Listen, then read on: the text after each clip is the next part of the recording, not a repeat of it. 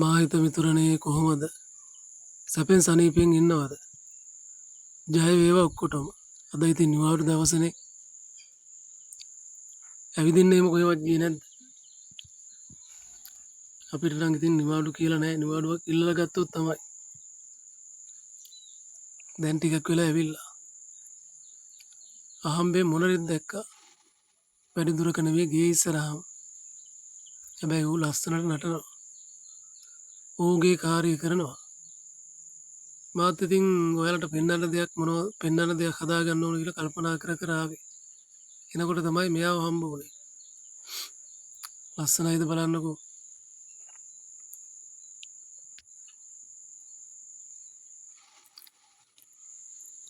එහෙනම් හැම කෙනාගේම සියලුම බලාපොරොත්තු ඉෂ්ට සිද්ධ වේවා. සියලු ප්‍රාර්ථනා ඉෂ්ට සිද්ධ වේවා. හැමෝටම ජය වේවා. ලස්සන මාවතක් අපි හැමෝටම ඉවර වේවා. ජය වේවා.